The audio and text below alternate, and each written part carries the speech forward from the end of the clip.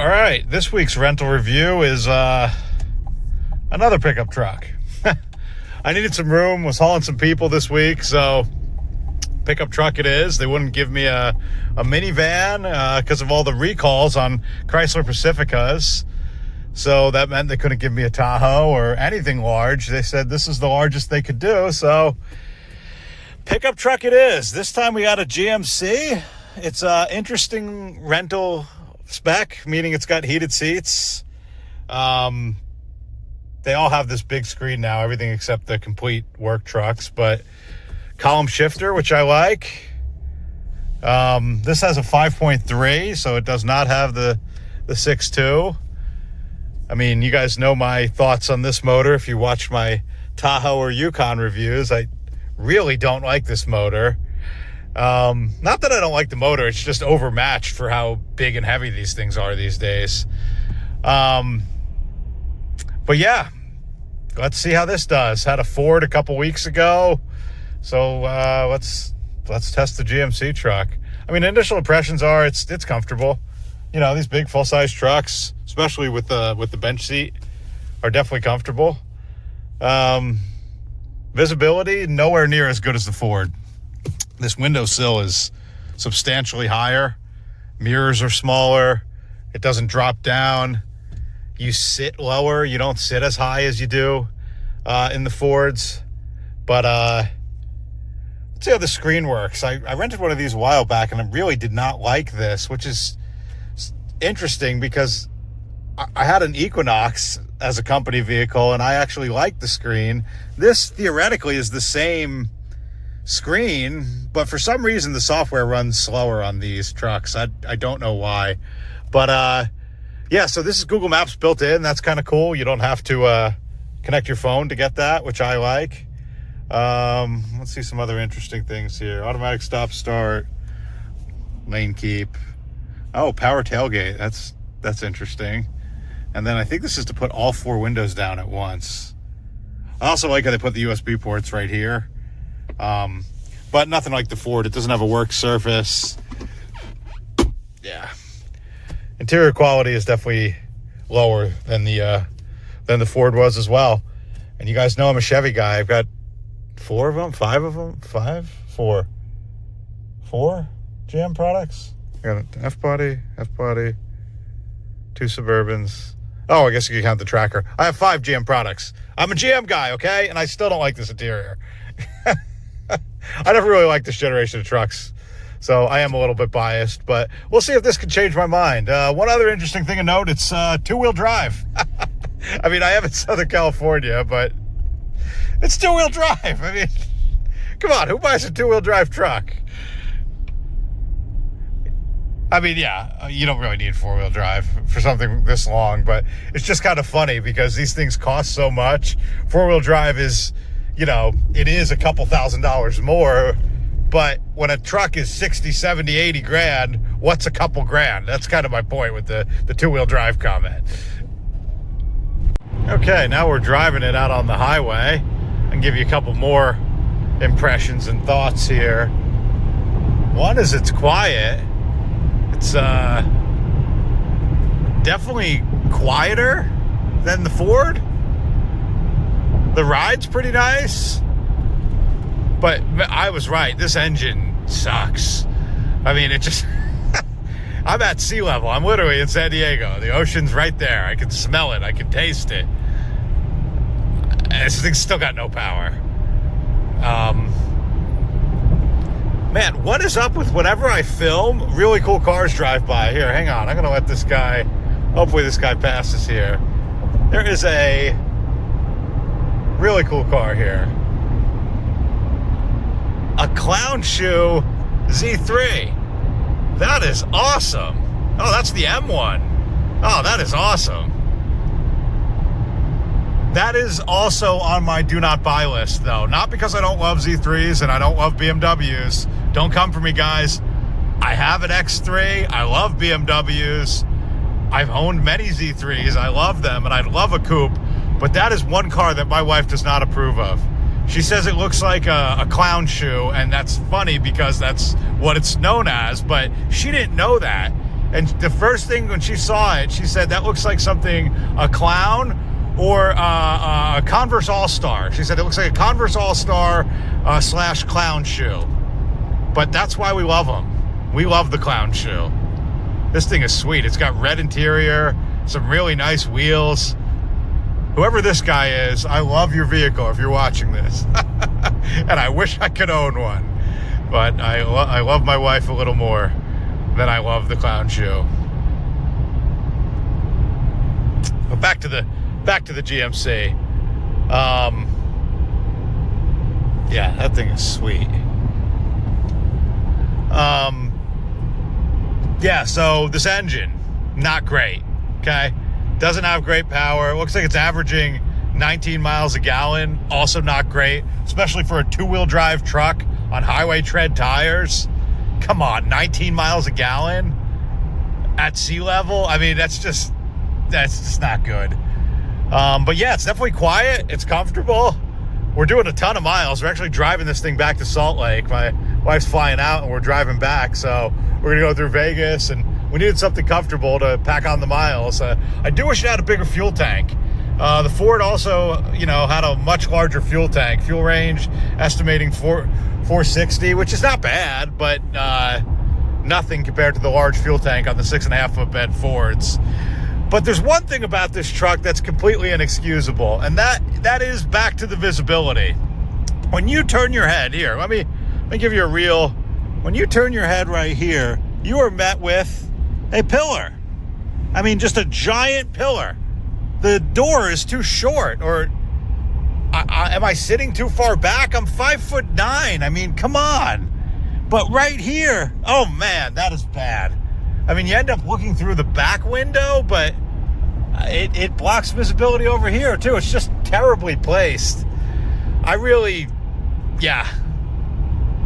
don't think this is a competitive product.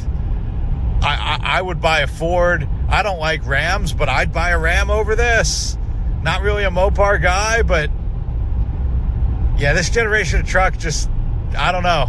Never really did it for me. I don't like the styling. Never liked the technology before.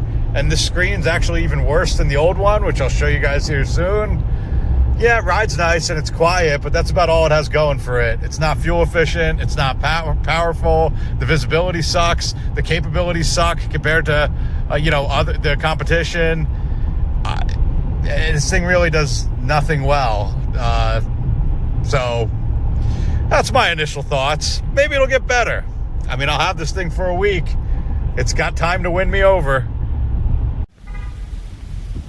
So here's an exterior tour. I didn't do it before because it's just so generic looking. I've lost this thing in the parking lot a couple times.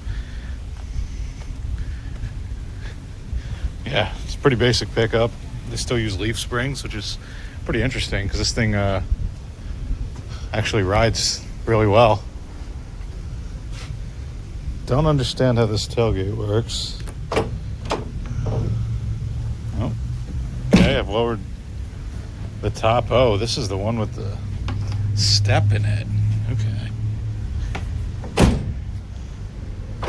Guess that lowers the, tailgate's power. It's got the grab handle. I'm not that old. I mean, come on, guys. Is it power up or is it just power down? It's pretty easy going up, but I wonder if I hit the button again, if it'll go up. Or is it just down? Oh, no. Okay. No, I double opened it. I would never buy that. That is going to break. Looks like it's already got some trail damage. But yeah. Decently equipped truck. It's okay.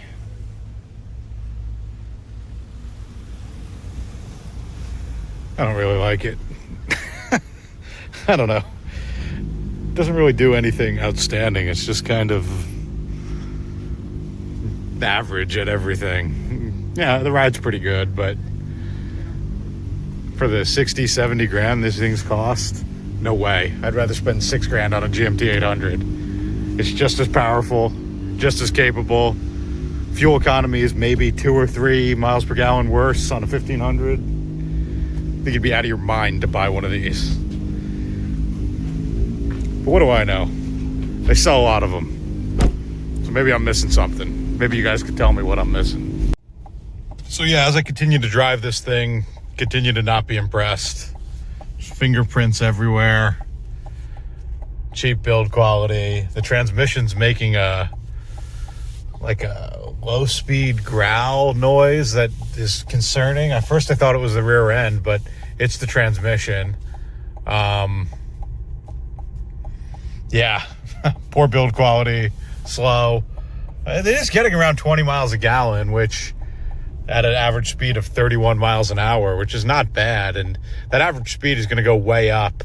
I'm driving this thing back to Salt Lake, so we'll see what it gets, in truly mixed driving, because this was all kind of city streets here in Los Angeles. And yeah, so I mean, it's fuel efficient and it definitely rides nice. It's quiet, but that's all the good I could say about it. And like I mentioned before, old GMC trucks rode nice and were quiet without all these drawbacks. So what I mean about the cheap interior, this armrest is losing all its padding already. This thing has less than 10,000 miles on it.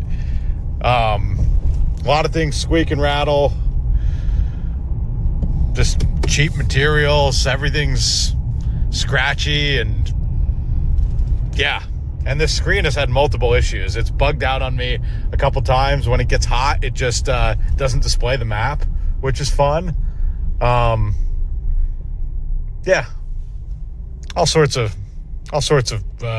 build quality issues. So can't say that I like it, but we'll see what it gets on a long highway trip. I'm going to do that separate. I'm going to keep the trip 1, and then trip 2 I'm going to set for just highway to see what it gets. But yeah, it's fuel efficient, it's comfortable, it rides nice, but it is so boring and poorly built and slow that I can't in good conscience recommend this thing. This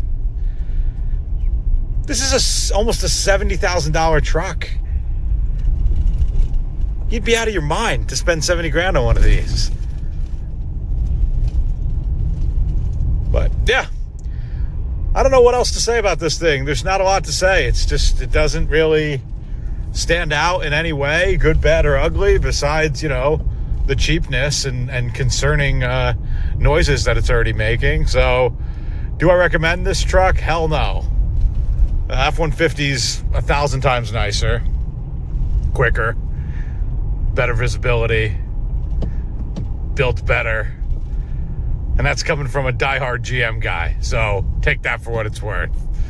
Well, it's time to return this thing. And as advertised, I drove 1,300 miles. It got 19.4 miles a gallon.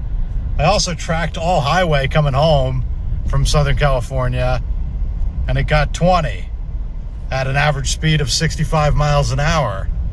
Now, there was about an hour of idling in there. We hit a crazy accident, overturned semi on I-15 last night, but what else is new? So yeah, I probably would have got around 21 before that.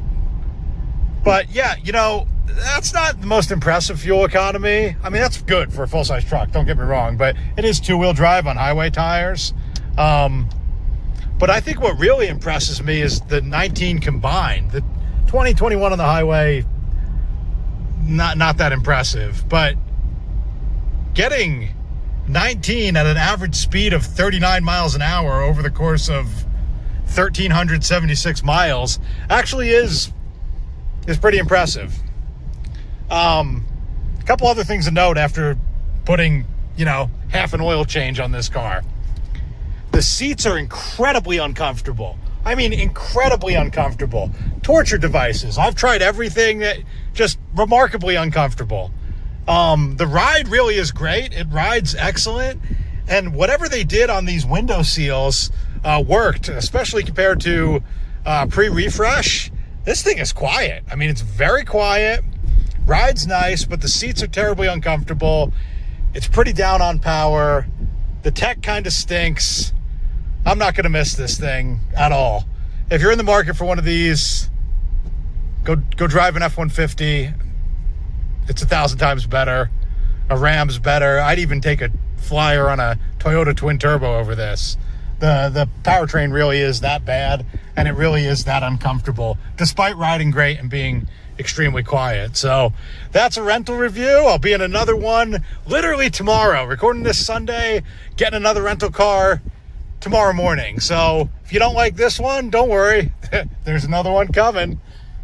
Thanks again for watching, guys, and whatever you're doing, get out there and go drive. And while you're at it, get out there and watch my Fiat video. I can't believe nobody likes the Fiat 500 Abarth.